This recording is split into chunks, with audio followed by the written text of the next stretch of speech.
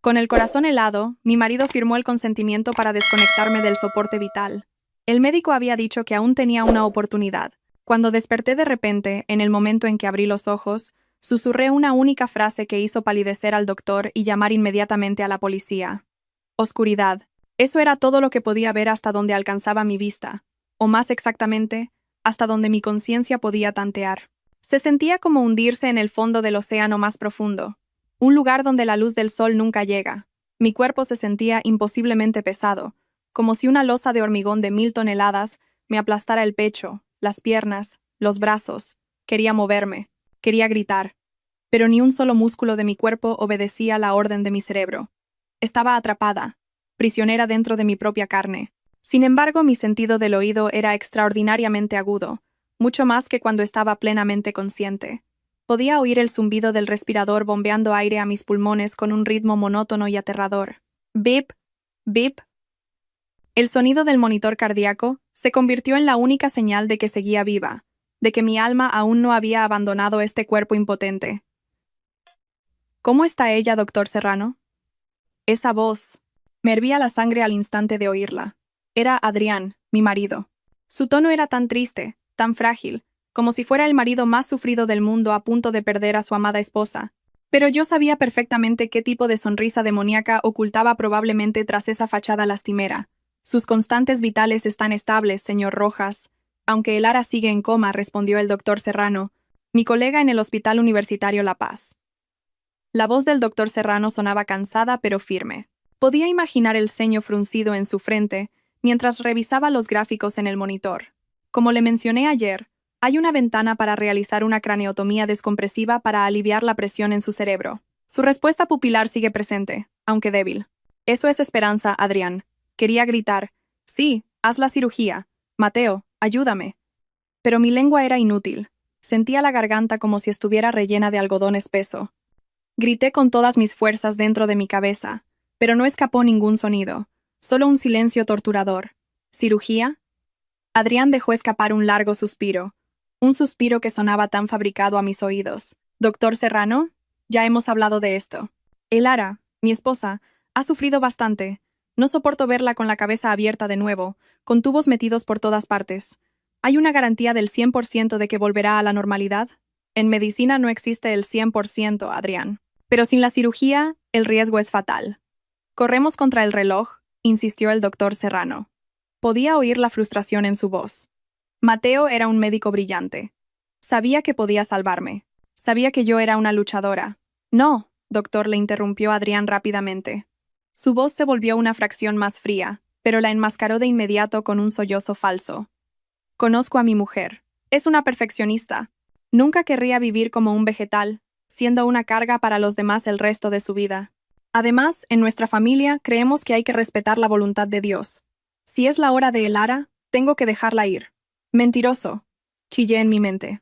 Solo tienes miedo de que me despierte y lo revele todo. Tienes pánico, Adrián, de que le diga a la policía que fuiste tú quien me empujó por las escaleras. Tienes miedo de que tus deudas de juego salgan a la luz. Recordaba el incidente con perfecta claridad, como si hubiera ocurrido hacía 5 minutos. Una lluvia torrencial golpeaba Madrid aquella noche, igual que la lluvia que ahora podía oír débilmente repiquetear contra la ventana de mi habitación del hospital. Tuvimos una pelea monumental en el segundo piso de nuestro lujoso piso señorial en el barrio de Salamanca. Acababa de encontrar unos extractos bancarios sospechosos. El dinero del fondo para la universidad de nuestra hija Alma había desaparecido. Decenas de miles de euros esfumados de la noche a la mañana.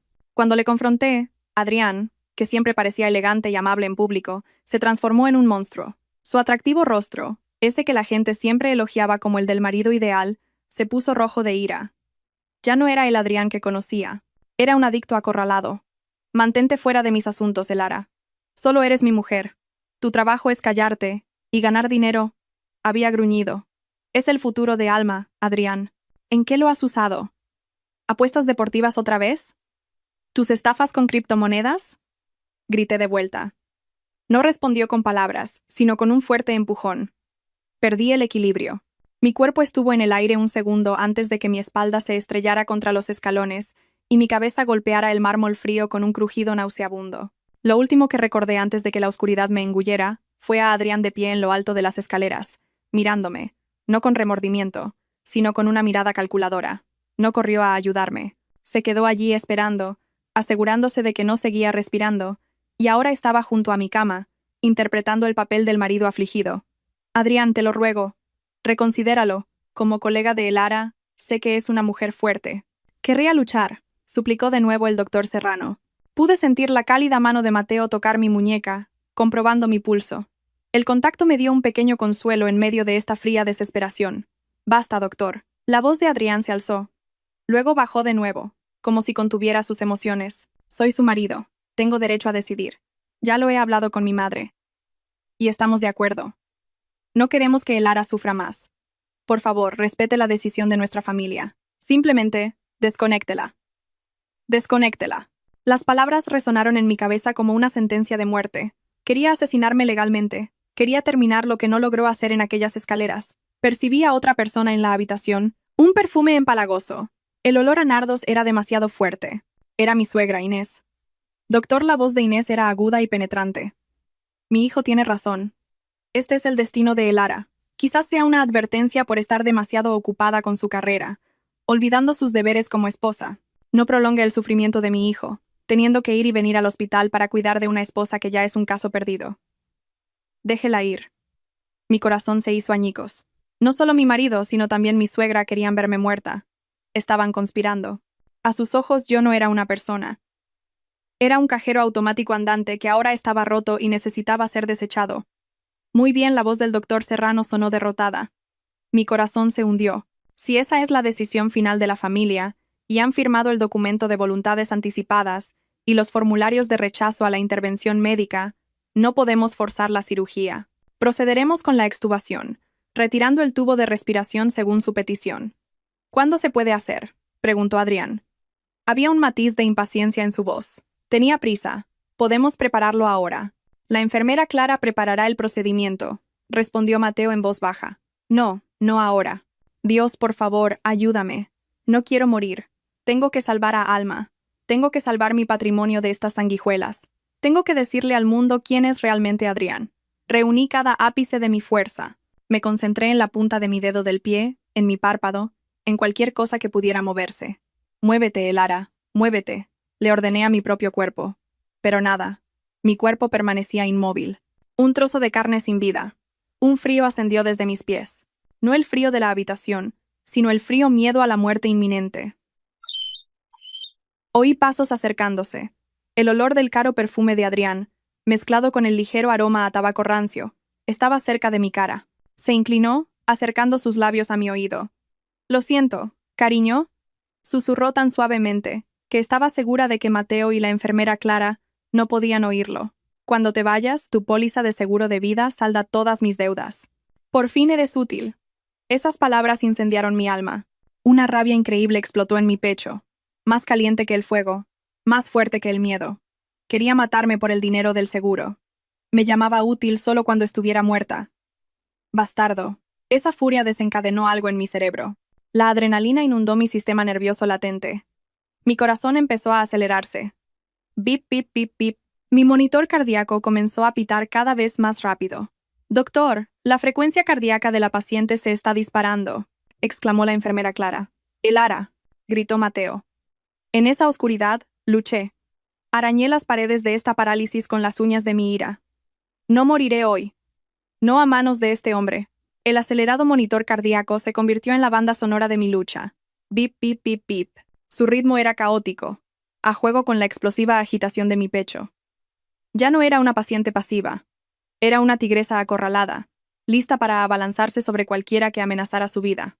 ¿Qué le pasa? ¿Por qué hace ese ruido? La voz de Adrián era de pánico. No pánico por preocupación, sino por miedo. Temía que su plan se estuviera desmoronando en el último segundo. Es una respuesta simpática, explicó el doctor Serrano, su voz acercándose. Sentí su mano comprobando mis párpados, iluminando mis pupilas con una linterna. Una luz cegadora atravesó la oscuridad. Fue doloroso, pero también fue esperanza. Hay un aumento repentino de la actividad cerebral. Elara podría estar sintiendo dolor o una emoción fuerte. ¿Qué emoción? Está en coma, espetó Inés. Su voz era estridente de disgusto. Vamos, doctor, no nos dé falsas esperanzas. Desconéctela ya para que pueda descansar en paz. No podemos realizar el procedimiento cuando la paciente está inestable, señora, declaró firmemente la enfermera Clara. Reconocí la voz de mi amiga. Clara, gracias por defenderme. Concentré toda mi energía restante en un punto, mis ojos. Mis párpados se sentían tan pesados como el hierro, sellados con un superpegamento invisible. Pero no me importaba. El odio hacia Adrián e Inés era un combustible mucho más potente que cualquier estimulante. Imaginé el rostro de Alma, mi pequeña que aún necesitaba a su madre. Si moría ahora, Alma sería criada por estos monstruos. Adrián se gastaría mi herencia en el juego, y Alma sería descuidada. No, eso no podía pasar. Ábrete. Abre los ojos, Elara. Con una única respiración entrecortada que pareció desgarrar mi pecho, forcé a los músculos de mis párpados a funcionar. Lentamente, la luz blanca de la sala de la UCI comenzó a filtrarse, borrosa, cegadora. Todo era una forma nebulosa y desenfocada. Doctor, mire, gritó la enfermera Clara. Parpadeé una vez, 2 veces. Las formas frente a mí comenzaron a definirse. Un rostro. El rostro preocupado de Mateo estaba directamente sobre el mío. Detrás de él estaba Clara, con la mano sobre la boca y los ojos llenos de lágrimas. Y en la esquina los vi a ellos, a Adrián e Inés. El rostro de Adrián se volvió ceniciento al instante, blanco como el papel. Sus ojos se abrieron como si estuviera viendo a un fantasma levantarse de la tumba. Dio un paso atrás inconscientemente, tropezando con el soporte del suero y haciéndolo tambalear. Su boca se quedó abierta, pero no salió ningún sonido. La máscara de marido afligido que había estado usando se hizo añicos, reemplazada por una expresión de puro horror. Él lo sabía. Sabía que había oído su último susurro. Inés estaba congelada, sus manos agarrando su caro bolso de cuero. El rostro de la anciana se tensó, sus labios apretados en una línea fina y desaprobadora. Elara. ¿Puedes oírme?, preguntó Mateo, su voz temblando de emoción. Se inclinó más cerca. Intenté responder, pero mi garganta estaba reseca. El tubo del respirador estaba alojado en mi boca, dándome ganas de vomitar. Era doloroso. Solo pude emitir un débil gemido. Tranquila, Elara, tranquila. Todavía estás con el respirador. No luches contra la máquina, instruyó Mateo suavemente. Miró a Clara. Prepara el destete del respirador. Está completamente consciente. Intentaremos extubarla ahora si su respiración espontánea es adecuada. Adrián de repente dio un paso adelante, tratando de recuperar el control a pesar del miedo grabado en su rostro. Espere, doctor. ¿Está realmente consciente o es solo un reflejo antes de que fallezca? Ya sabe. Dicen que hay un último repunte antes del final, ¿verdad? Qué vil eres, Adrián. Incluso cuando abro los ojos, todavía esperas mi muerte. Mateo se volvió hacia Adrián con una mirada penetrante que nunca le había visto antes. Señor Rojas, su esposa ha abierto los ojos y ha hecho contacto visual directo y deliberado. Esto no es un reflejo. Esto es conciencia. El proceso de retirar el tubo del respirador fue agónico. Se sintió como si me sacaran una larga serpiente de lo más profundo de mis pulmones. Tosí violentamente. Mi pecho ardía. Las lágrimas brotaban de las comisuras de mis ojos. La enfermera Clara limpió hábilmente la mucosidad de mi boca y me colocó una mascarilla de oxígeno sobre la cara. Respira. Elara. Lentamente me guió Mateo. Inhalé ávidamente el oxígeno puro. Mis pulmones dolían, pero ese dolor era la prueba de que estaba viva. Miré fijamente a Adrián, una mirada que enviaba un mensaje claro. La guerra acaba de empezar. Adrián parecía inquieto. Buscó a tientas en el bolsillo de su pantalón, quizás su móvil o cigarrillos, o simplemente una vía de escape. Cariño. Gracias a Dios que has despertado, dijo. Su voz sonando completamente fuera de tono. Intentó acercarse y tomar mi mano. Aparté débilmente mi mano, rechazando su contacto. Repugnante. Su piel se sentía como veneno. ¿Elara? Adrián pareció sorprendido por mi rechazo. Miré a Mateo. Tenía que decírselo ahora, antes de que Adrián tuviera la oportunidad de manipular la situación o hacerme daño de nuevo cuando no hubiera nadie cerca. Mi voz era un susurro ronco, apenas audible, como papel de lija sobre madera. Doctor. Logré llamar. Mateo inmediatamente acercó su oído a mis labios. Sí. Elara. Tómate tu tiempo. ¿Qué te duele? Reuní mi último aliento. Miré a Adrián, que me observaba con cautela. Se estaba inclinando, tratando de escuchar a escondidas. Manténlo. Alejado Cicee, moviendo mis ojos hacia Adrián. Mateo entendió. Levantó una mano, indicándole a Adrián que retrocediera. Por favor, denos algo de espacio, señor Rojas. Adrián se retiró a regañadientes, sin apartar sus ojos de mí. El sudor frío comenzó a perlar sus sienes. Agarré el cuello del pijama quirúrgico de Mateo, forzándolo a acercarse aún más. Tan cerca que solo él podía oír mi susurro. Esta era la clave de la caída de Adrián. Esta era mi verdadera póliza de seguro de vida. Móvil. Susurré, mi voz quebrándose. En la taquilla 303. La sala de residentes. Mateo frunció el ceño, confundido pero escuchando atentamente. El código. Tragué saliva. Mi garganta estaba en carne viva. La fecha de la muerte de su madre. Miré a Adrián. Adrián no sabía la fecha de la muerte de su propia madre porque no le importaba, pero usaba esa fecha como su pin del cajero porque era la única fecha que se había molestado en registrar del viejo diario de su padre, el día que recibió su primera herencia. Irónico. Mateo se quedó helado. Lentamente, retiró su rostro y me miró profundamente a los ojos. Vio la seriedad y el miedo allí. Era neurocirujano. Era brillante. Comprendió de inmediato que aquello no era el desvarío de una paciente postcoma. Era una señal de socorro. El rostro de Mateo, que había estado lleno de preocupación médica, palideció. Se dio cuenta de las implicaciones de lo que había dicho. Un móvil oculto, un código secreto, el terror de una paciente hacia su propio marido. Mateo se enderezó, tratando de mantener la profesionalidad. Aunque sus manos temblaban ligeramente, miró a Adrián, su mirada ahora llena de sospecha. Enfermera Clara, llamó Mateo. Su voz deliberadamente plana. Por favor, vigile a la doctora Valdés. No deje que nadie se le acerque, incluida la familia, sin mi permiso. Necesito ir un momento a la farmacia a por una medicación especial. Pero doctor... Soy su marido, protestó Adrián, su tono subiendo de pánico. Sus instintos criminales estaban detectando el peligro. Protocolo de observación postcoma, señor Rojas. La paciente necesita silencio absoluto, o podría tener una convulsión. Mintió Mateo con fluidez. Le dio una palmadita en el hombro a Clara, lanzándole una mirada que solo dos personas que habían trabajado juntas durante años podían entender. Protégela. Mateo se dio la vuelta y salió rápidamente de la sala de la UCI. Lo vi meter la mano en el bolsillo de su bata blanca, sacando su propio teléfono móvil. Sus dedos danzaron sobre la pantalla. No estaba llamando a la farmacia. Sabía que estaba llamando a alguien mucho más importante en ese momento. La policía. Adrián observó a Mateo irse con inquietud. Luego, sus ojos volvieron a mí. Esa mirada ya no era de amor o de dolor, sino la de un depredador que se da cuenta de que su presa acaba de escapar de sus fauces. Y ahora, el cazador se había convertido en el cazado. Logré esbozar una débil sonrisa detrás de mi mascarilla de oxígeno. Estás acabado, Adrián. La atmósfera en la habitación se volvió silenciosa, pero no era un silencio pacífico. Era la quietud pesada y cargada antes de una tormenta, tan densa como el aire bajo nubes oscuras antes de que caiga un rayo. Después de que la espalda del doctor Serrano desapareciera por la puerta, la tensión en la habitación se multiplicó. Yo seguía tumbada débilmente, la mitad de mi vida aparentemente arrastrada de vuelta de la tumba, mientras la otra mitad luchaba por mantenerse anclada en el mundo real. La enfermera Clara montaba guardia junto a mi cama, su postura defensiva. En ese momento, no era solo una enfermera para mí. Era la última fortaleza que me protegía de los dos depredadores que estaban de pie al pie de mi cama. Adrián y su madrastra, Inés. Sí, Inés era la madrastra de Adrián, la mujer que se había casado con su padre por su dinero y había criado a Adrián para que adorara la riqueza material. Ambos me miraban fijamente. Adrián, con una inquietud que no podía ocultar, su pie marcando un ritmo ansioso e irritante en el suelo de vinilo del hospital, sus ojos se movían por la habitación, mirando de vez en cuando hacia la puerta por donde Mateo se había ido, y luego de nuevo hacia mí con una expresión indescifrable, una mezcla de miedo y odio profundo.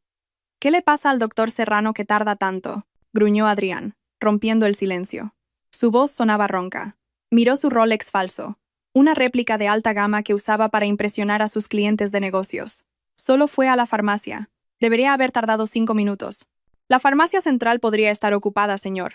Ha habido muchas víctimas de accidentes por la tormenta de fuera, respondió la enfermera Clara con calma, aunque pude ver que sus manos estaban apretadas en puños a los costados. Clara sabía que algo iba mal. Clara sabía que Mateo no había ido a la farmacia. Intenté regular mi respiración detrás de la mascarilla de oxígeno. Cada inhalación se sentía como aspirar cuchillas de afeitar, afiladas y dolorosas, pero el dolor me mantenía consciente. Mi mente se desvió hacia el móvil. un viejo y destartalado móvil de prepago que había escondido hacía 3 meses. Ya había percibido el comportamiento podrido de Adrián por aquel entonces. El dinero de nuestra cuenta conjunta empezó a desaparecer. Luego, los moratones comenzaron a aparecer en mi cuerpo, siempre en lugares cubiertos por la ropa. Adrián era astuto en su abuso. Nunca me golpeaba en la cara porque, como médica, tenía que ver a pacientes. Me golpeaba en la parte superior de los brazos, los muslos o el estómago, partes que podía ocultar bajo mi orgullosa bata blanca. Había comprado ese móvil usado en una pequeña tienda en las afueras de Madrid, usando efectivo para que no pudiera ser rastreado. Allí es donde guardaba todo: grabaciones de nuestras peleas, fotos de los moratones que me tomaba en secreto en el baño del hospital, y un vídeo de la confesión de Adrián cuando estaba borracho, un vídeo donde se jactaba de su plan con el seguro. Lo escondí en la taquilla 303, una taquilla en la vieja y poco usada sala de residentes, porque la cerradura estaba atascada y estaba en un rincón húmedo. Solo yo sabía cómo abrirla con un golpe específico. «Voy a salir un minuto», dijo Adrián de repente, caminando hacia la puerta. Mi corazón pareció detenerse. ¿Lo sabía? ¿Podía adivinarlo? Adrián era astuto. Sus instintos criminales eran agudos. Si seguía a Mateo y descubría que no estaba en la farmacia, sabría que yo había filtrado algo. Podría desesperarse. «Lo siento». Señor Rojas, la voz de Clara fue cortante, deteniendo a Adrián en seco. «El doctor Serrano ha instruido que permanezca aquí. Podríamos necesitar el consentimiento familiar inmediato si la condición de la doctora Valdés empeora de nuevo». Adrián se giró, con el rostro enrojecido. «Necesito fumar. Estoy estresado viendo a mi mujer así. ¿Quién eres tú para detenerme? Solo eres una enfermera». «Estoy siguiendo las órdenes del médico responsable», replicó Clara, igualmente feroz. «Y están esterilizando el pasillo ahora mismo debido al traslado de un paciente infeccioso. No puede salir durante los próximos 10 minutos. Una mentira. Clara estaba mintiendo para retenerlo aquí. Quería darle las gracias, pero solo pude parpadear débilmente. Inés resopló. Se acercó a mi cama. El empalagoso aroma de su perfume de nardos me revolvió el estómago. Me miró con desprecio, como si yo fuera suciedad en sus caros zapatos. «¿Ves lo que has hecho, Elara?», siseó. Su voz baja, pero lo suficientemente clara para que yo la oyera. «Estás molestando a todo el mundo. Si fueras una buena esposa, no estarías sometiendo a tu marido a este estrés. Deberías haber muerto en paz». Lágrimas de rabia brotaron en las comisuras de mis ojos. Esta mujer sabía lo depravado que era su hijastro, pero hacía la vista gorda por la asignación mensual que Adrián le daba, dinero que había robado de mis ahorros. De repente, Adrián pareció darse cuenta de algo. Sus ojos se abrieron de par en par. Me miró a mí, luego a la puerta. Su rostro se volvió mortalmente pálido. Quizás recordó la vez que lo pillé rebuscando en mi bolso, buscando pruebas. Quizás se dio cuenta de que mi susurro no era solo una queja de dolor. «Aparta». Adrián empujó el hombro de Clara con fuerza, haciendo que mi amiga tropezara contra un carrito de medicinas. El estruendo del metal rompió la tensión. «Señor, no se ponga violento», gritó Clara. «Estáis ocultando algo», gritó Adrián, su pánico alcanzando su punto álgido. Ya no le importaba el acto del marido afligido. «Serrano no está en la farmacia, ¿verdad? ¿Qué le has dicho, Elara?» «¿Qué?» Adrián se abalanzó hacia mí, sus grandes manos agarrando la barandilla de la cama, su rostro enfurecido a escasos centímetros del mío. El olor a cigarrillos y sudor frío emanaba de él. Vi al asesino en sus ojos. Quería estrangularme. Quería silenciarme para siempre antes de que llegara la policía. «Contéstame», rugió, sacudiendo la barandilla de la cama. Mi monitor cardíaco chilló mientras mi ritmo cardíaco se disparaba. «Bip, bip, bip, bip». «¡Seguridad!», gritó Clara a pleno pulmón, pulsando el botón de emergencia en la pared. Adrián entró en pánico. Sabía que su tiempo se había acabado. Soltó la barandilla y corrió hacia la salida. Tenía que detener lo que fuera que Mateo estuviera haciendo. Tenía que borrar las pruebas. Pero mientras la puerta automática se abría, la huida de Adrián se detuvo en seco. En el umbral, 2 corpulentos guardias de seguridad ya bloqueaban el paso. Y detrás de ellos, sin aliento pero con una mirada triunfante en su rostro, estaba el doctor Mateo Serrano. En su mano sostenía un objeto que hizo que las rodillas de Adrián flaquearan al instante. Un viejo móvil de prepago negro con la pantalla rota. Mi caja de Pandora. La tormenta afuera parecía rugir, golpeando furiosamente la ventana de la UCI al ritmo de la tempestad que ahora estallaba dentro de la habitación. Un relámpago iluminó el rostro de Adrián, ahora tan blanco como el papel. Dio un paso atrás, sus piernas inestables como si le hubieran arrancado los huesos del cuerpo. El doctor Serrano entró, seguido por dos hombres vestidos de civil cuya aura de autoridad era inconfundible. Policías. Mateo no miró a Adrián. Caminó directamente hacia mí y colocó el viejo móvil en la mesita de noche como si presentara un trofeo. El teléfono estaba sellado en una bolsa de pruebas de plástico transparente. ¿Qué significa esto?, chilló la voz de Inés, rompiendo el tenso silencio. Intentaba mantener su arrogancia, aunque sus ojos delataban su pánico. ¿Por qué detienen a mi hijo? ¿Y qué es esa basura? Uno de los policías, un hombre de mediana edad con una chaqueta de cuero marrón humedecida por la lluvia, dio un paso adelante. Inspector Garrido se presentó. Lo había visto manejar casos forenses en el hospital antes. Señor Adrián Rojas, la voz del inspector Garrido era grave y firme. Hemos recibido una denuncia por presunto intento de asesinato y violencia de género. Necesitamos que permanezca donde está. ¡Calumnias!, gritó Adrián, con la voz quebrada. Gotas de sudor del tamaño de granos de maíz corrían por sus sienes. Todo esto es cosa de mi mujer. Está loca, inspector. Está alucinando por el coma. Los medicamentos le han dañado el cerebro. Mateo miró a Adrián con frialdad. El cerebro de Elara funciona perfectamente, Adrián. Lo suficientemente bien como para recordar la contraseña de este móvil. Mateo cogió el teléfono, todavía en su funda de plástico, y lo encendió. La pantalla brilló débilmente, mostrando un campo de contraseña. La fecha en que murió tu madre biológica, dijo Mateo secamente. Adrián guardó silencio. Tragó saliva. Era su pequeño secreto. Su madre había muerto de una larga enfermedad porque no podían permitirse el tratamiento, mucho antes de que su padre se hiciera rico y se volviera a casar con Inés. Adrián siempre había culpado a su pobreza por la muerte de ella, por eso se obsesionó con el dinero, y esa fecha, irónicamente, se convirtió en el código de todas sus actividades delictivas, un retorcido recordatorio de por qué hacía lo que hacía. Mateo tecleó los números. El 5 de abril de 1998, clic. El teléfono se desbloqueó. El pequeño pitido del desbloqueo fue como una bomba detonando en los oídos de Adrián. Mateo tocó la pantalla un par de veces. Abrió una carpeta llamada Pruebas y conectó el teléfono a un pequeño altavoz portátil que había traído consigo. Escuchemos un poco, dijo Mateo. Se reprodujo el primer archivo de audio. Se oyó un crujido, y luego la voz de Adrián, clara y venenosa, llenó la UCI. Fírmalo o muere, Elara. Firma estos papeles de transferencia de activos ahora. Luego vino el sonido agudo de una bofetada y mi grito ahogado. Cuando te mueras, cobraré el seguro.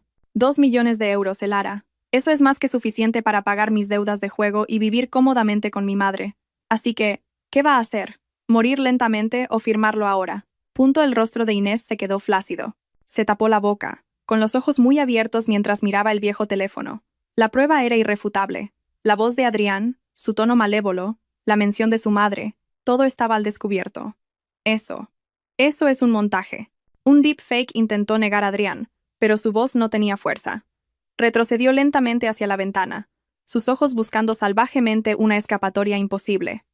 Con la inteligencia artificial ahora, tiene que ser una fabricación. Elara es neurocirujana, es brillante, debe de haberme tendido una trampa. ¿Una fabricación? Mateo levantó una ceja. Volvió a tocar la pantalla. ¿Y qué hay de este vídeo? El vídeo se reprodujo.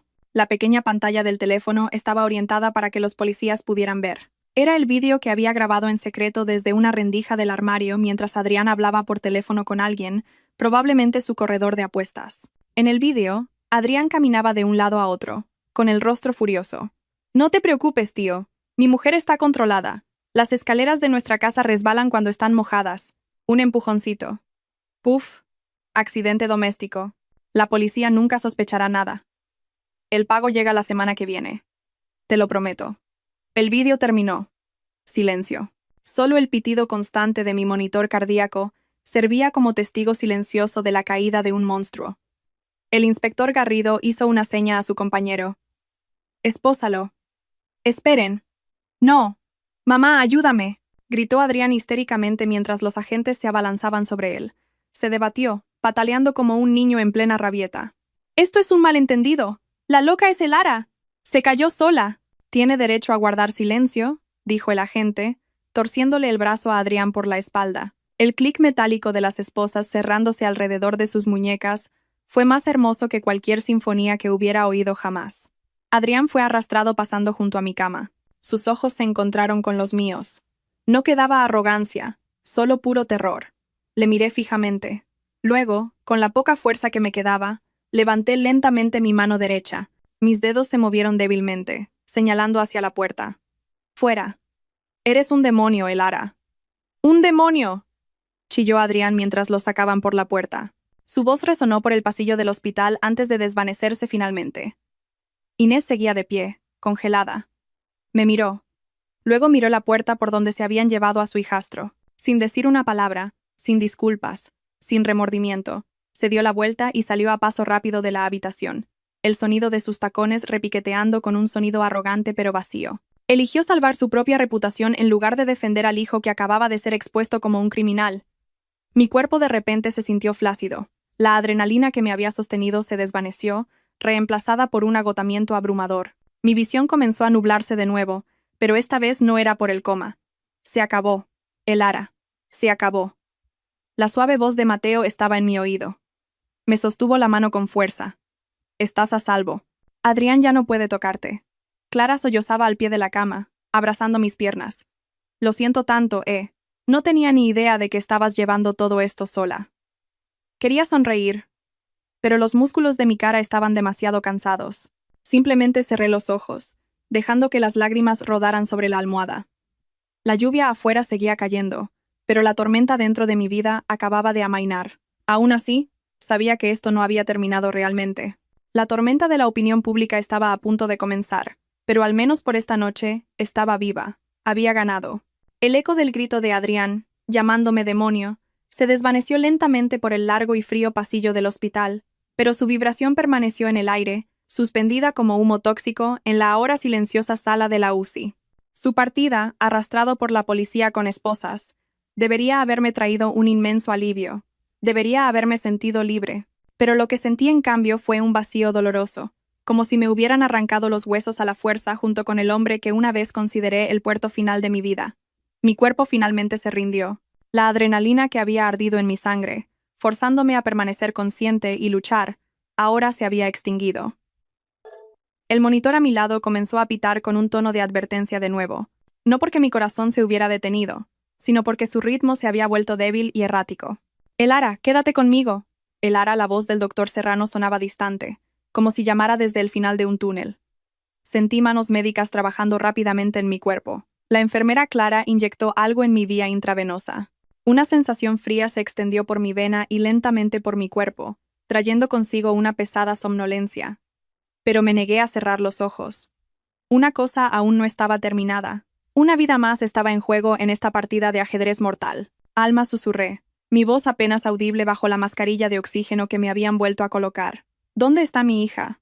Mateo, que estaba comprobando mi respuesta pupilar, se detuvo. Su rostro tenso se suavizó.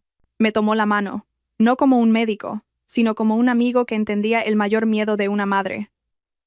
Está en casa de mis padres por ahora, con mi madre y su niñera, respondió Mateo con dulzura. La recogí discretamente ayer por la tarde, tan pronto como empecé a sospechar que Adrián intentaba acelerar tu desconexión. Él no tiene ni idea de que está allí. Lágrimas brotaron de las comisuras de mis ojos, empapando la almohada. Gracias a Dios, Alma estaba a salvo. Adrián no podía usarla como un peón. Ese monstruo no podía tocar a mi pequeña.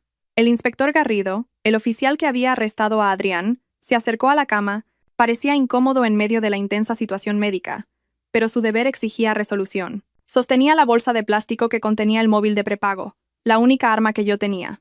Doctora Valdés, dijo el inspector Garrido respetuosamente, sé que necesita descansar, pero necesito una breve confirmación verbal para asegurar oficialmente esta prueba. ¿Es correcto que este teléfono es suyo y contiene pruebas de amenazas hechas por el señor Rojas? Asentí débilmente. Sí. Esa es la prueba. Entendido. Lo procesaremos de inmediato. El señor Rojas quedará detenido esta noche por cargos de intento de asesinato y maltrato agravado. Por favor, descanse. Se le tomará una declaración completa una vez que su estado mejore. Después de que el inspector se fuera, la atmósfera en la habitación cambió. Ya no era de tensión criminal, sino de los restos emocionales dejados por la tormenta. La enfermera Clara estaba arreglando mi manta con manos temblorosas. Podía ver que los ojos de mi amiga estaban hinchados. Debió de estar conteniendo las lágrimas todo el tiempo, tratando de mantenerse fuerte frente a Adrián. Tenía tanto miedo. Los sollozos de Clara finalmente se rompieron. Abrazó mis piernas cubiertas por la manta. Pensé que Adrián iba a estallar y a estrangularte aquí mismo. Delante de nosotros, sus ojos. Parecían poseídos. Ya es suficiente, Clara. No hablemos de eso. Deja que Lara duerma, la reprendió Mateo suavemente, aunque sabía que él también estaba conmocionado. La noticia del arresto de Adrián se extendió como la pólvora.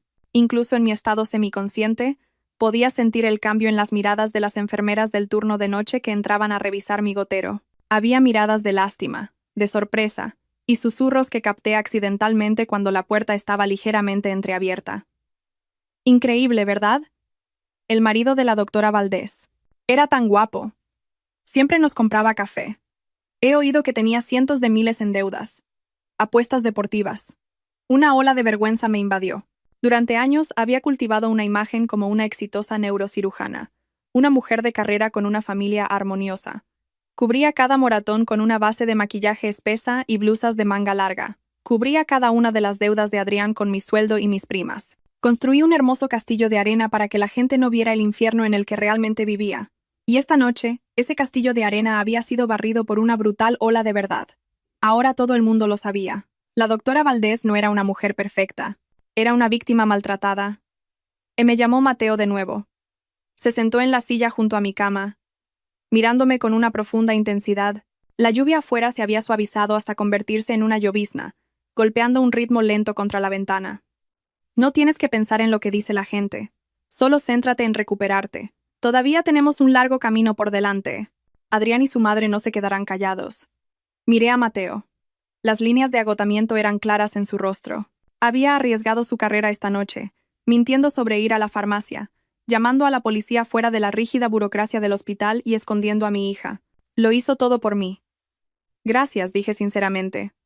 Mateo esbozó una pequeña sonrisa, una que rara vez mostraba en el hospital. Duerme, Lara.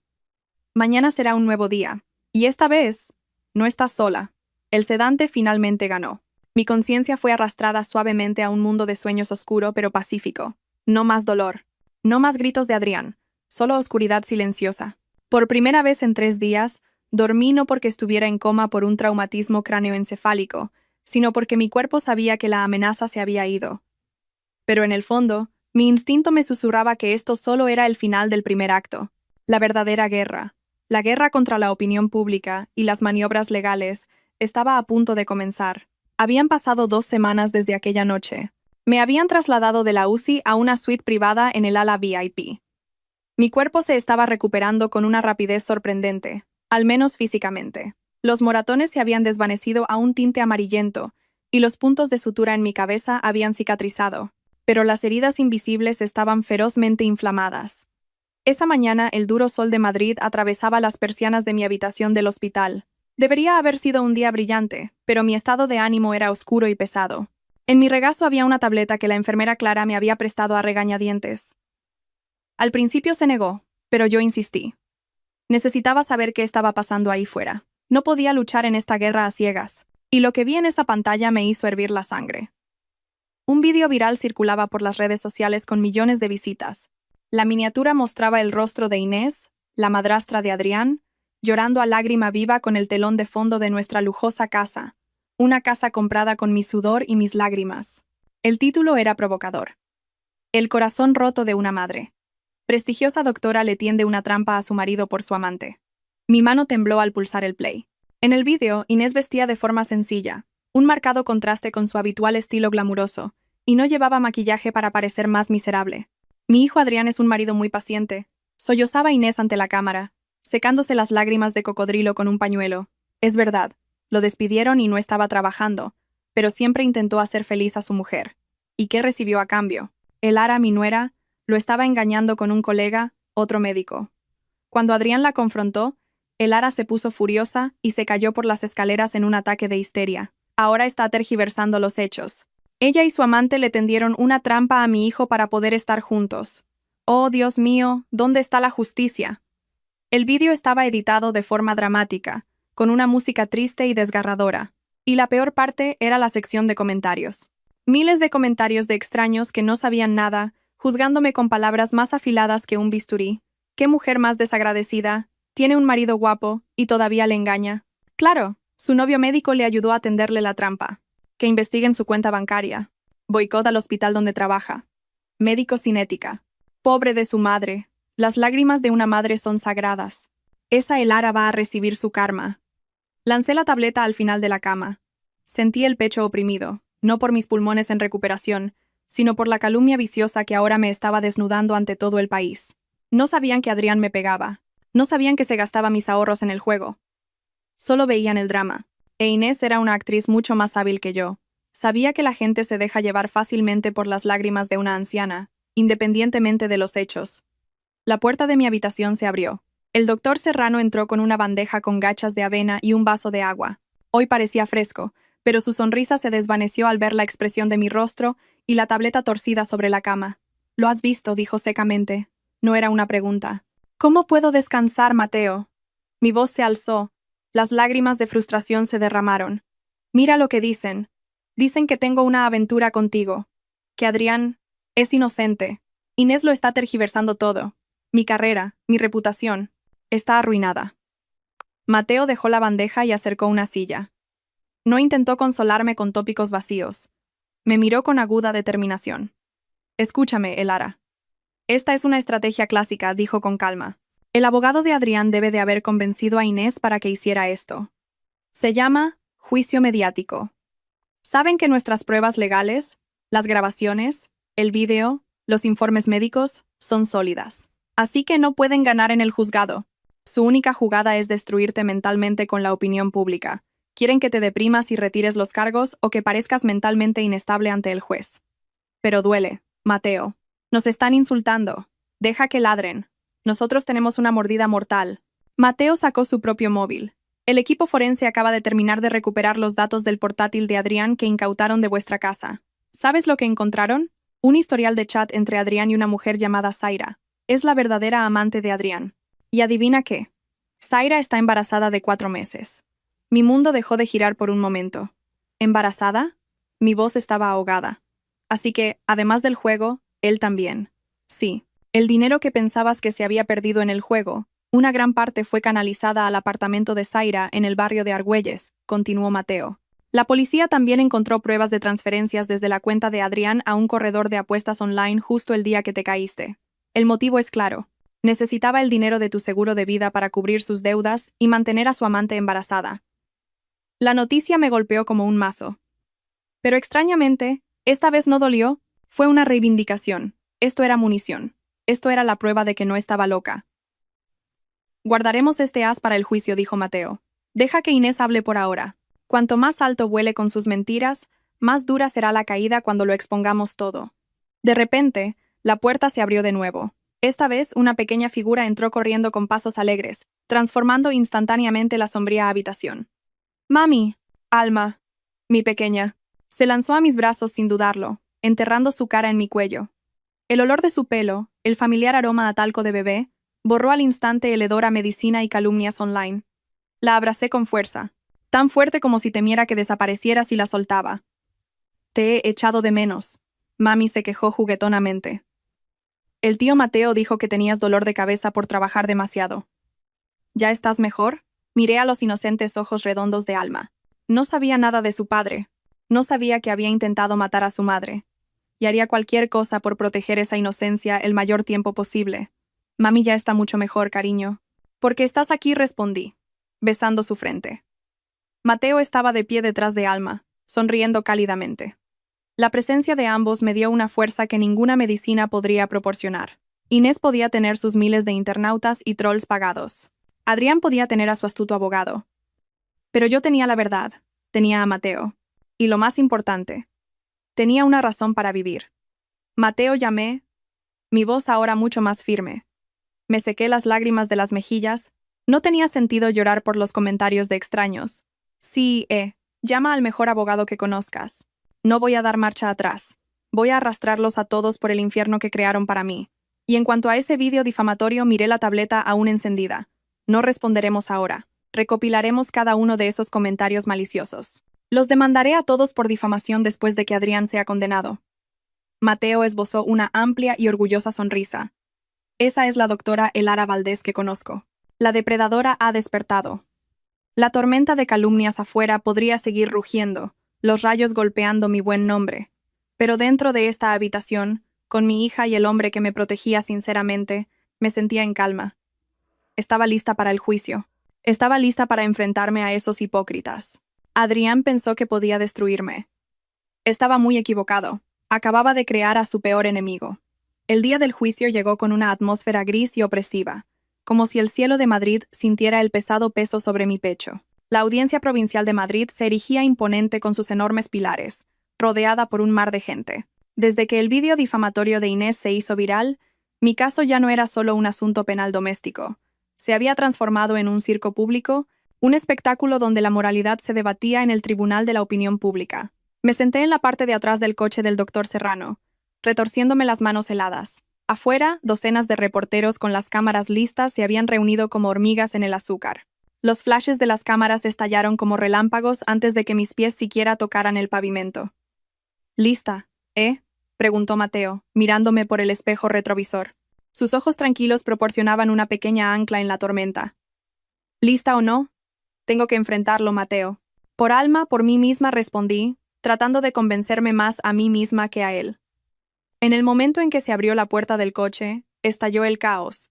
Me metieron micrófonos agresivamente en la cara, casi golpeándome la nariz. «Doctora Valdés, ¿cuál es su respuesta a las acusaciones de infidelidad de su suegra?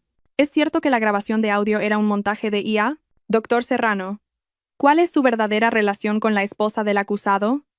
Las preguntas eran como flechas envenenadas, disparadas sin descanso. Mantuve la cabeza gacha, escondiéndome detrás de unas gafas de sol oscuras, mientras Mateo y nuestros dos abogados, el señor Beltrán y su equipo, se abrían paso laboriosamente a través de la multitud.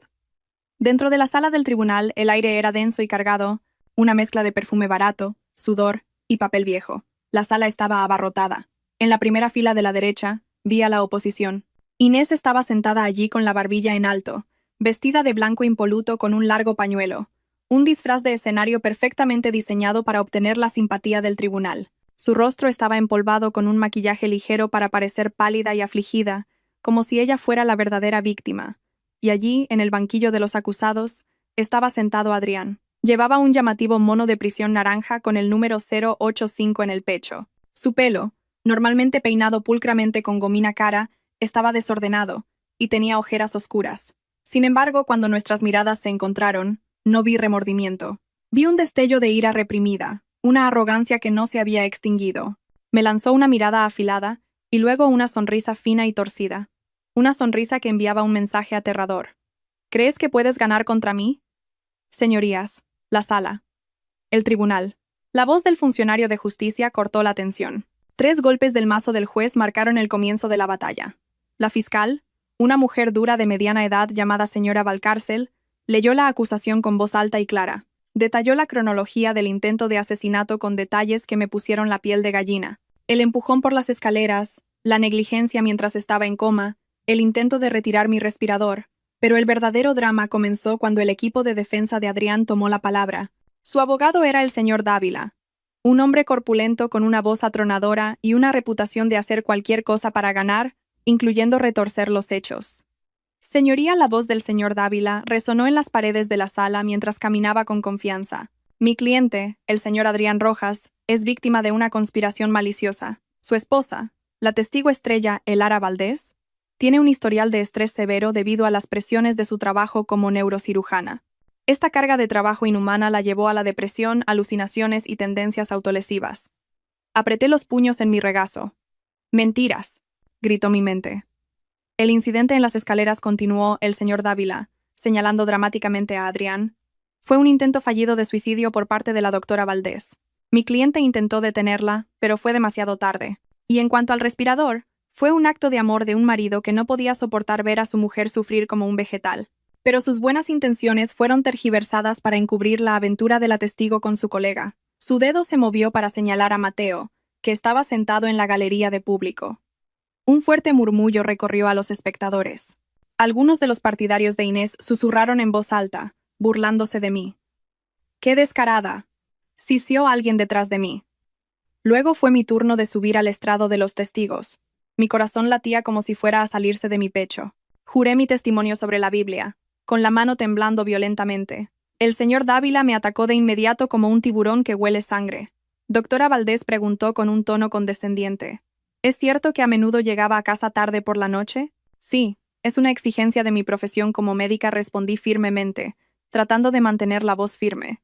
¿Y es cierto que a menudo estaba a solas con el doctor Serrano en la sala de residentes? Es un espacio público del hospital. Estábamos discutiendo casos de pacientes. ¿Discutiendo pacientes o planeando algo más? Interrumpió el señor Dávila. Sea honesta, doctora Valdés. Sentía que su marido desempleado, el señor Rojas, ya no estaba a su nivel, ¿verdad? Se avergonzaba de tener un marido en paro, así que buscó consuelo en los brazos de un hombre más exitoso, y luego buscó una forma de deshacerse de su marido, sin el lío de un divorcio y la división de sus bienes. «¡Protesto, señoría!», gritó la señora Valcárcel. «Las preguntas del letrado son especulativas y están acosando a la testigo. Simplemente estoy explorando el móvil». Señoría, contraatacó Dávila con una sonrisa astuta. Respiré hondo, mirando directamente al juez. «Señoría, nunca me avergoncé de un marido que estaba luchando. Me avergonzaba de tener un marido que robó el fondo universitario de su propia hija para jugar y luego intentó asesinar a su mujer cuando fue descubierto». Dávila se rió burlonamente. «¿Juego? ¿Dónde están las pruebas? Eso es solo una acusación sin fundamento». «Tenemos las pruebas», intervino la señora Valcárcel con calma. «Señoría, solicitamos permiso para reproducir las pruebas electrónicas obtenidas legalmente». Una grabación de audio del teléfono de la víctima justo antes del incidente, imágenes de seguridad del hospital y datos forenses del portátil del acusado. El rostro previamente tranquilo de Adrián se tensó. Susurró frenéticamente a Dávila, pero su abogado solo pudo permanecer en silencio mientras el juez aprobaba la moción. La sala del tribunal quedó en completo silencio. Cuando el técnico reprodujo el primer archivo de audio, un sonido crepitante llenó la sala. Luego vino la voz de Adrián. Clara, cruel, sin filtros. «Fírmalo o muere, Elara. Firma estos papeles de transferencia de activos ahora». El sonido de una fuerte bofetada. «¡Sas!». Luego mi grito ahogado. «Cuando te mueras, cobraré el seguro. 2 millones de euros, Elara. Eso es más que suficiente para pagar mis deudas de juego y vivir cómodamente con mi madre. Así que, ¿qué va a hacer? ¿Morir lentamente? ¿O firmarlo ahora?» Todo el tribunal jadeó. Los murmullos se convirtieron en una ola de conmoción. Los rostros en la galería que me habían estado mirando con desdén ahora estaban pálidos. La voz era tan real, tan sádica, una completa contradicción con la imagen de marido paciente que Adrián había construido en las redes sociales. Adrián bajó la mirada, sus manos agarrando sus rodillas. El sudor frío le caía por las sienes. ¡Eso! ¡Eso es un montaje de IA!», gritó Adrián de repente, poniéndose de pie. «Ella es médica, es lista, podría fabricar cualquier cosa». «El acusado se sentará», ladró el juez. «Si el acusado niega el audio», dijo la señora Valcárcel con una pequeña sonrisa triunfante, «veamos las pruebas visuales». Este es un vídeo que la víctima grabó en secreto desde un armario mientras el acusado hablaba por teléfono. El vídeo se reprodujo en una gran pantalla de proyector. Se veía a Adrián caminando de un lado a otro en nuestro dormitorio, un cigarrillo colgando de sus labios, su rostro furioso. «No te preocupes, tío. Mi mujer está controlada. Las escaleras de nuestra casa resbalan cuando están mojadas. Un empujoncito. Puf, accidente doméstico. La policía nunca sospechará nada. El pago llega la semana que viene. Te lo prometo». Silencio. Esta vez fue un silencio horrorizado, pero nuestro ataque no había terminado. La señora Valcárcel había guardado la bomba final para destruir la credibilidad de Inés y el móvil de la esposa infiel que habían construido. «Señoría», continuó la señora Valcárcel, «la defensa acusa a la víctima de tener una aventura. Sin embargo, los datos recuperados del portátil del acusado revelan lo contrario. Presentamos como prueba transferencias bancarias de la cuenta del acusado a una tal señorita Zaira, así como fotografías de ellos juntos». La pantalla del proyector cambió. Apareció una lista de transferencias bancarias, por un total de cientos de miles de euros en los últimos 6 meses, dinero que yo había trabajado día y noche para ganar, dinero destinado al futuro de Alma. Y el golpe final devastador fue la última foto. Adrián con el brazo rodeando amorosamente a una joven en un lujoso apartamento. La mujer llevaba un vestido ajustado que acentuaba su vientre de embarazada. El señor Rojas utilizó el dinero extorsionado a su esposa y planeaba usar el pago de su seguro de vida para financiar a otra mujer que actualmente está esperando un hijo suyo de su relación ilícita. Declaró firmemente la señora Valcárcel. El tribunal estalló. «Hijo de», gritó un hombre en la parte de atrás. Pero la reacción más escalofriante vino de Inés. El rostro de la anciana estaba ceniciento, como si toda la sangre se le hubiera drenado. Sus ojos se abrieron de par en par mirando la pantalla, luego se dirigieron a su hijastro con una mirada de absoluta incredulidad. Para Inés, el dinero era Dios. Ver el dinero familiar canalizado a otra mujer era la traición definitiva. Adrián, la voz de Inés tembló, cortando el caos. ¿Es esto verdad? Dijiste que ese dinero era para una inversión en un negocio minero. Dijiste que el Lara era la que gastaba sin control. Adrián no pudo responder. Se encogió aún más en su asiento, sus hombros temblando. Sabía que estaba acabado. Sus máscaras, hijo devoto, marido agraviado, habían sido hechas pedazos delante de su madre, de la ley y de todo el país. El señor Dávila se secó la cara con un pañuelo, con aspecto derrotado. Sabía que el caso estaba perdido. ¡Basta!, gritó Adrián de repente, histéricamente, su voz rompiéndose como un cristal. Pateó la mesa frente a él, haciéndola volcar. «Sí, lo hice. ¿Estáis contentos ahora? Es todo por su culpa». Adrián me señaló con un dedo tembloroso, sus ojos rojos y húmedos por lágrimas de rabia y desesperación. Era una tacaña. Tenía un sueldo de 6 cifras, pero hacía que su marido suplicara como si fuera un caso de caridad. Soy el marido, el cabeza de familia. Su dinero debería haber sido mi dinero. Solo estaba cogiendo lo que era mío. Si se hubiera muerto y ya, todos mis problemas se habrían resuelto. Mis deudas pagadas, Zaira cuidada, y no tendría que escuchar más sus quejas. La confesión resonó en cada rincón de la sala, grabada por cada cámara, escuchada por Dios. Fue la admisión más honesta y más repugnante que podría haber salido de su boca. No se arrepentía de haber intentado matarme, solo se arrepentía de haber fracasado. Los agentes de seguridad redujeron a un Adrián descontrolado y lo obligaron a volver a su silla. El resto del juicio fue borroso para mí. Solo pude llorar en silencio, no de tristeza, sino de una abrumadora liberación emocional. En la galería, Mateo me miró y asintió lentamente, dándome fuerzas. 2 semanas después, llegó el día del veredicto. Me puse de pie mientras el juez leía la decisión con un barítono profundo y autoritario. Por los cargos de intento de asesinato, maltrato agravado en el ámbito familiar y estafa, este tribunal declara al acusado, Adrián Rojas, culpable de todos los cargos, considerando la falta de atenuantes, ya que el acusado no ha mostrado remordimiento, y en cambio, ha difamado a la víctima. El juez hizo una pausa, toda la sala conteniendo la respiración. Este tribunal condena al acusado a una pena de 18 años de prisión. ¡18 años! El mazo cayó una vez, con fuerza. ¡Zas! Fue el sonido más hermoso que había oído jamás, más melódico que cualquier sinfonía. Adrián se quedó flácido, como si le hubieran quitado los huesos del cuerpo. Se desplomó en su silla, con la mirada vacía. En la primera fila, Inés se desmayó y tuvo que ser sacada por sus familiares. Un último acto trágico de una mujer codiciosa. Mientras los guardias se lo llevaban esposado, Adrián se giró para mirarme al cruzarnos en el pasillo. Ya no había arrogancia en sus ojos, solo un miedo oscuro y hueco. Lo había perdido todo. Su libertad, su dinero, su amante, de quien más tarde supe que había huido con los bienes que le quedaban, y su dignidad. Le devolví la mirada sin piedad, sin miedo. «Disfruta de lo que has sembrado», Adrián susurré, lo suficientemente alto para que me oyera. Adrián fue arrastrado, desapareciendo detrás de la puerta de los calabozos. Salí del juzgado. El sol brillaba intensamente, rompiendo las nubes grises que habían estado suspendidas sobre nosotros. El aire contaminado de Madrid se sentía fresco en mis pulmones. La tormenta había pasado. El depredador estaba enjaulado y yo era libre. La primera mañana después del veredicto se sintió extraña. Me desperté cuando el sol temprano se coló por un hueco en las cortinas, cegándome. Durante unos segundos, el pánico se apoderó de mí. Mi corazón se aceleró y mi mano palpó frenéticamente el otro lado de la cama, aterrorizada de encontrar el cuerpo de Adrián allí, oler su rancio humo de cigarrillo, escuchar su gruñido enfadado. Pero el espacio a mi lado estaba vacío, frío y silencioso. Lentamente, la realidad se filtró en mi conciencia.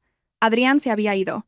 Estaba en el centro penitenciario de Soto del Real, durmiendo en un frío suelo de cemento, no en este colchón de matrimonio. Exhalé un largo y profundo suspiro, sintiendo el oxígeno llenar mis pulmones sin la familiar opresión del miedo. Pero una victoria en el tribunal no es una cura instantánea. Mis heridas físicas podrían haber sanado.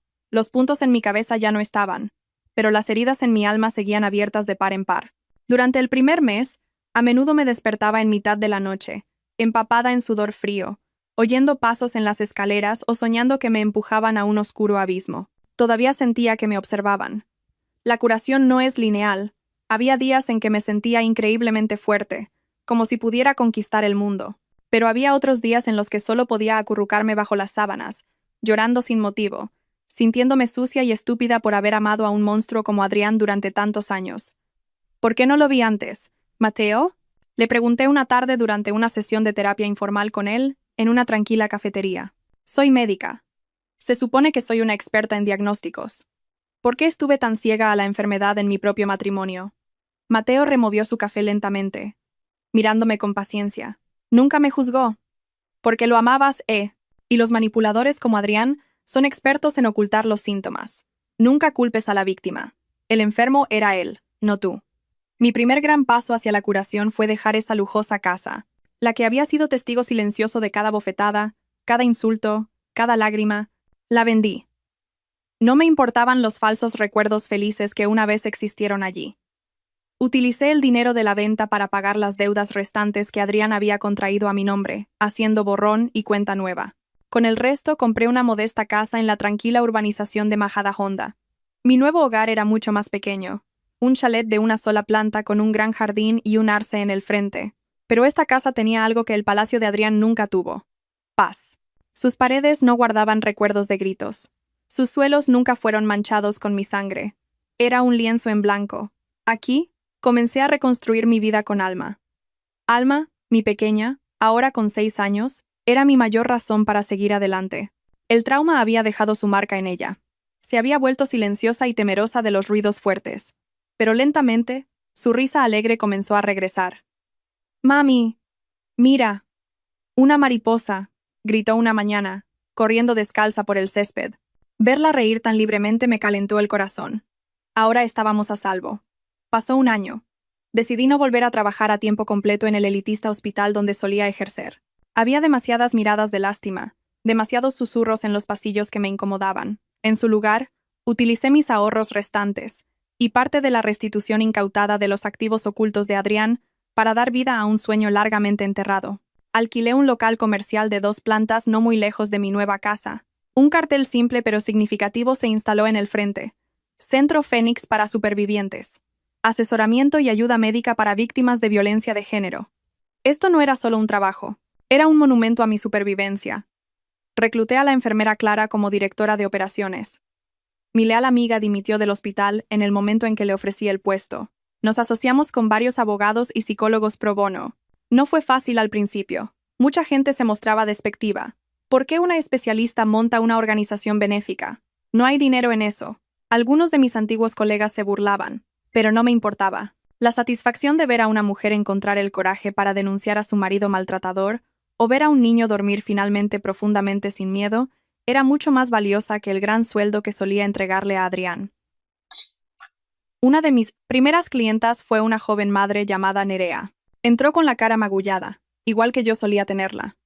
Lloró, diciendo que su marido era una figura prominente en la comunidad y que temía que nadie la creyera. Le tomé la mano y la miré profundamente a los ojos. Te creo, Nerea. El mundo puede que mire para otro lado, pero aquí se te escucha. Lucharemos contra esto. Estaré a tu lado. 3 meses después, cuando Nerea finalmente ganó la custodia completa de su hijo y se liberó de su marido, el abrazo que me dio fue más curativo que cualquier terapia que hubiera recibido. Me di cuenta de que, al sanar a otros, me estaba sanando lentamente a mí misma. Y en medio de mi nueva y ajetreada vida, una persona permaneció como una presencia constante y tranquila, como un puerto paciente esperando un barco zarandeado por la tormenta. El doctor Mateo Serrano. Nunca presionó. Nunca declaró su amor con grandes gestos o palabras edulcoradas. Su amor se mostraba en pequeñas cosas: traer los donuts favoritos de Alma los fines de semana, arreglar un grifo que goteaba en el centro, sentarse conmigo en silencio en mi porche cuando estaba agotada. Una noche, una fuerte lluvia cayó sobre Majadahonda. Estábamos sentados en mi sala de estar. Alma estaba profundamente dormida en su habitación. Mateo acababa de ayudarme a terminar de escribir una solicitud de subvención para el centro. ¿No te cansas, Mateo?, pregunté de repente, rompiendo el silencio llenado por el sonido de la lluvia. Ir y venir de Madrid a Majadahonda, cuidar de una madre soltera traumatizada. Mateo dejó su bolígrafo. Me miró. su mirada tranquila siempre logrando hacer que mi corazón revoloteara. Nunca me canso si el destino eres tú. He esperado años para verte feliz, para verte sonreír libremente como lo haces ahora. Eso es más que suficiente para cubrir la gasolina. Mis ojos se llenaron de lágrimas. Pensé en Adrián, que siempre calculaba el beneficio y la pérdida en nuestra relación, que siempre exigía ser servido. Y ahora aquí estaba un hombre que daba sin pedir, que amaba sin condiciones. Todavía estoy rota, Mateo susurré, mi voz temblando. Tengo miedo de empezar de nuevo. Tengo miedo de volver a elegir mal. Mateo se acercó, pero aún mantuvo una distancia respetuosa. No me tocó, pero su presencia se sintió increíblemente cercana. No estás rota, Elara. Estás en obras. Y yo soy un contratista muy paciente. No te estoy pidiendo que te cases conmigo mañana o el mes que viene. Solo pido permiso para quedarme aquí, para estar contigo hasta que las obras terminen. Lágrimas corrían por mi rostro. No lágrimas de tristeza, sino de emoción abrumadora. Asentí lentamente. No te vayas a ninguna parte, ¿vale? Mateo sonrió, una sonrisa genuina que le llegó a los ojos. No voy a ninguna parte. Los días se convirtieron en semanas, las semanas en meses. Nuestras vidas se asentaron en un nuevo ritmo pacífico. Recibí noticias sobre Adrián de mi antiguo abogado. En prisión, sin dinero para sobornar a los guardias, Adrián se convirtió en un blanco fácil para otros reclusos. Con su estatus de maltratador, estaba en lo más bajo de la jerarquía de la prisión. A menudo estaba enfermo, delgado como un rail, y parecía mucho mayor de su edad. Su madre Inés lo había perdido todo, y ahora vivía con parientes lejanos en un pequeño pueblo, ignorada por la alta sociedad que una vez adoró. El karma era real. No llegó con una venganza explosiva, sino con una justicia fría y silenciosa. Ya no los odiaba. El odio era agotador. Solo sentí una lástima lejana, y luego los olvidé. Eran un capítulo cerrado de mi pasado. Esa tarde, estaba sentada en el porche del centro después de que todo el personal se hubiera ido a casa. El cielo del atardecer estaba pintado en tonos de oro y naranja, un lienzo de esperanza. Alma estaba dibujando en una pequeña mesa a mi lado. Estaba dibujando a 3 personas. A mí, a ella y a un hombre alto con gafas que nos daba la mano. ¿Es el tío Mateo?, pregunté, acariciando su pelo. Alma asintió con entusiasmo. Sí. ¿Cuándo va a ser el tío Mateo mi papá? A mis amigos del cole los recogen sus papás. Yo también quiero eso. Reí suavemente y miré hacia la cancela. El coche de Mateo acababa de entrar en el camino de entrada. Se bajó, saludando con su característica amplia sonrisa, sosteniendo una bolsa de donuts. El sol de la tarde a su espalda hacía que pareciera brillar. Cogí mi móvil y abrí la cámara frontal, no para grabar pruebas de un crimen como hice una vez con el teléfono de la taquilla 303. Esta vez, quería grabar la felicidad. Quería compartir mi historia para demostrar que incluso después de la noche más oscura, el sol siempre vuelve a salir. Hola a todos, dije a la cámara. Mi sonrisa plena y genuina. Gracias por seguir mi largo viaje desde tocar fondo hasta hoy. La taquilla 303 guardaba un oscuro secreto que casi acaba con mi vida. Pero de esa oscuridad, aprendí a crear mi propia luz. La tormenta ya ha pasado. Y para aquellos de vosotros que podáis estar en la misma situación en la que yo estuve, por favor, no os rindáis. Sois valiosos, sois fuertes, y creedme, la felicidad os está esperando a la vuelta de la esquina. Giré la cámara hacia Alma, que corría a abrazar a Mateo. Esa imagen, mi hija y el hombre que la amaba como si fuera suya, era la cosa más hermosa que había visto jamás. Mi vida ya no era una tragedia, era una historia de triunfo.